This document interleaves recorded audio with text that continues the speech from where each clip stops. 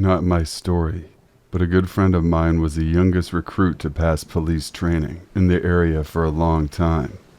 At 19, he was fresh onto the service. I went for a pint with him a week later, and you could tell he'd seen things. So I asked him what it was like. He told me about this one where they were called to a domestic.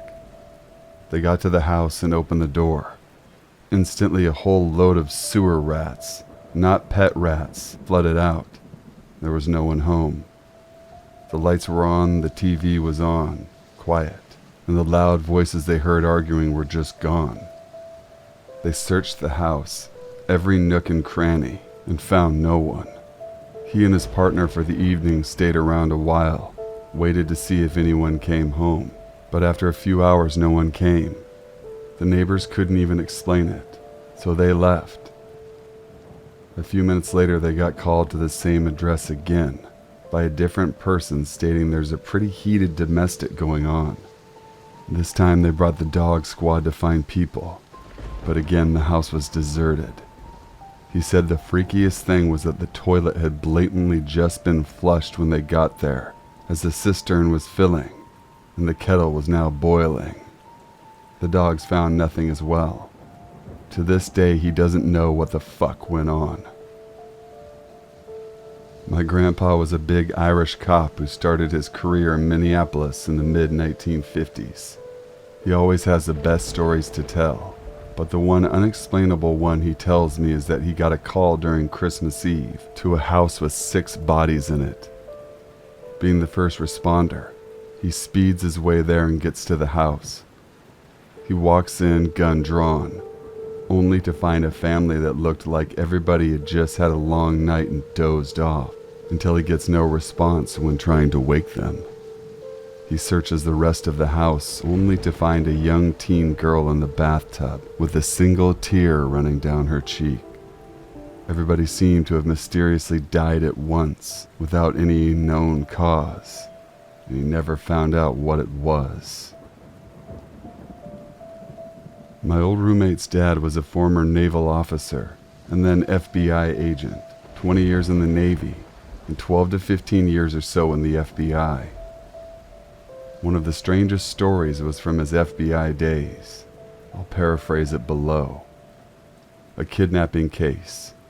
This girl disappeared from her grandparents' RV sometime between 5 p.m. and midnight. They were up front. Next thing they know, she was gone. She was supposed to be sleeping in the very back. One stop at a rest stop, then they were in stop-and-go traffic, so they figure she must have popped out the door at some point. This is near the California-Nevada border, so we meet them, talk to them. This is within about a day or so, and the girl's still missing. No sign of her. She was 15. Local PD theory is she ran off because she's 15 and wants to get away from her lame grandparents for the summer. But there's a busted window, glass inside the vehicle, so we're treating it like a possible kidnapped person. After a few hours, there's a couple different theories on the case. One is that she ran off, another that she got snatched. Nobody's seen the girl in almost 2 days now, and disappearing in the desert for a young girl is tough. Next thing you know, we got a phone call. Naked girl, lost and confused, picked up by some trucker on a 2-lane road out there called Nipton. It runs into I-15 between Barstow and Vegas somewhere, right near the border. Matches our description. Me and 3 other guys head out there to meet the sheriff who's got her. It turns out she's our girl. She's fine. No rape, no bruises, no exposure. Nothing. Completely healthy. Completely fine. Even clean like she took a shower. She won't tell us a damn thing. Doesn't remember a damn thing. According to her, 1 minute she's in the RV. The next she's naked walking down the side of the road in 100-degree heat. We talked to her for 2 hours while her grandparents headed out to pick her up. We had our social services lady talk to her. Nothing. I've seen people hiding things. She wasn't hiding anything. She honestly didn't remember. June 2000. Got a call of a dead body found behind a business. I showed up on scene and looked inside the dumpster. When I looked into the dumpster, I saw a male body missing his head. After making contact with several people of the family, we learned who his best friend was. We went and picked up his best friend and took him to homicide for an interview. Under Miranda, he claimed he got upset because his friend had a blunt and refused to share it with him. Consequently, he got angry and stabbed his friend. When he realized what he did, he attempted to chop up the body, but said he was so high he got too tired and decided to drop the body in a dumpster. After we were done interviewing him, we returned to the briefing room, began talking about charges. While speaking, I looked at the camera and said, "What the fuck?" He was jerking off in the interview room. Ultimately, he tried to plea insanity, but was convicted of murder instead. My partner and I were called to a sudden death. First, we walk upstairs to take a look at the hospice orders, so we can clear the young female to be taken by funeral home. When they come to get the body, the male on the main level begins to become irrational, runs to the top of the stairs when my partner and I meet him. I ask the male if we can walk downstairs and talk to him, so we can get information on when he found his wife. At that moment, he says he isn't leaving until he sees his wife again. He attempts to push through us, and doing so causes a firefighter to fall down the stairs. I reach for my taser, but at that moment the taser was struck from my hand. As it hit the ground, one of the firefighters came out of the bedroom. He knew we couldn't secure it and hold this guy at the same time. So the fireman kicks the taser down the stairs, thinking he's helping us. At that moment, what we think happened was a static electricity from sliding across the carpet caused the taser to deploy. One probe hit the large male subject and the other one hit me, right in the scrotum. At that moment, we both went limp and my partner secured the subject with handcuffs. In my 10 years, I've responded to probably thousands of car crashes and road accidents. Most are very minor, or even if they look bad, have no injuries or minor injuries only. Cars are designed to basically fall apart to absorb impacts, and they do their job well. But sometimes it doesn't matter speed, seatbelt use, or other factors cause it to be a fatal accident.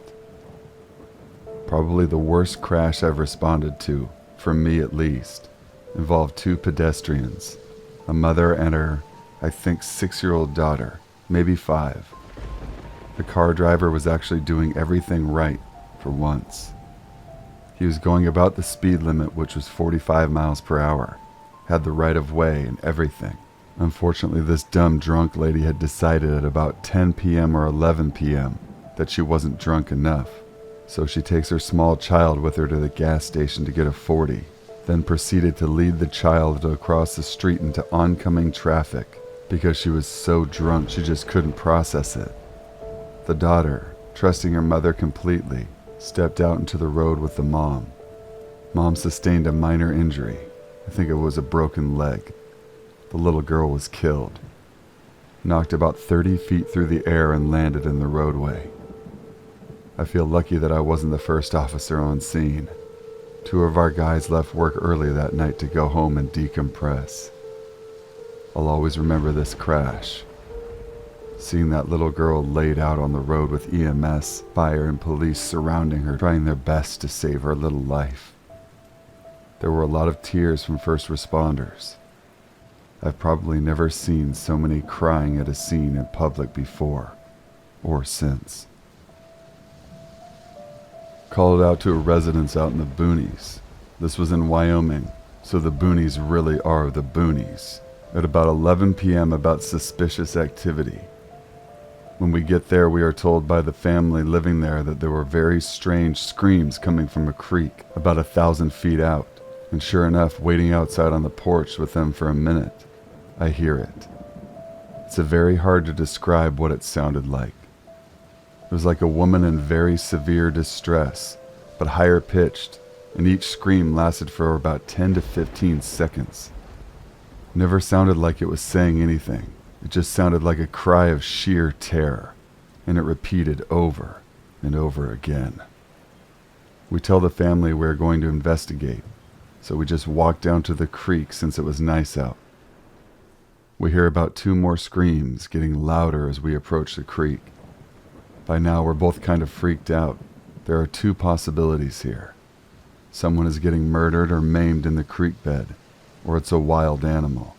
As we approach the creek bed, we hear no screams for about 5 minutes. We search around and find nothing, yelling at the top of our lungs for somebody to come towards if they're there. Then, we hear the exact same scream behind us, exactly from where we came from. We got about halfway back to the house, and the scream comes so loudly it seems to be right next to us. We frantically shine our flashlights everywhere, and find nothing.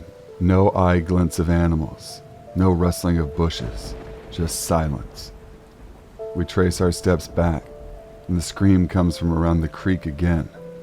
This time it lasted about 30 seconds and was much louder than before. Our retreat becomes a little more hastened. By this time we were both scared shitless and verified with the family to call us again if they heard it. They never called again, and we got the hell out of there. I still don't know what it was. As an avid outdoorsman, I know no animal makes a cry like that, especially one that can move stealthily without being spotted by flashlights. Something else that weirded me out was that it was completely silent while the screams were happening. During summer in Wyoming, there's always some type of ambient animal sounds. Frogs croaking, crickets chirping, owls hooting, coyotes howling, but there was nothing. Until we were leaving and the screams had stopped. Then a frog started croaking.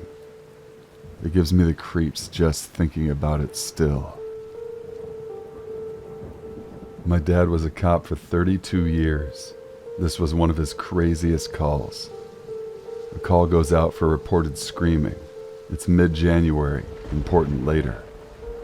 My father and another officer respond to find a known deranged individual. Very long rap sheet and has been in and out of psychiatric care for years, sitting on the front porch holding a double-sided wood-splitting axe. Steam is coming up off the grass and there are chunks lying all over the lawn. Upon interviewing the suspect, he admits that he and his friend were playing poker. The suspect was losing nearly every hand and came to the conclusion that his friend was a hyaint, Southern for ghost, and was cheating him. The suspect grabbed the axe and chased his friend outside and hacked him into dozens of pieces, thus causing the warm blood to create steam all over the grass. My dad tells the suspect that he needs to get in the police car because it's hyaint proof. He said the suspect dropped the axe, sprinted to get in the back seat while thanking them for helping him. Thank you all for watching and listening to the very end of this video. If you would like your story featured on an upcoming video, email it to my email in the description box below. And if you're new to the channel, please subscribe. And everybody make sure to like and share this video. Until we meet again.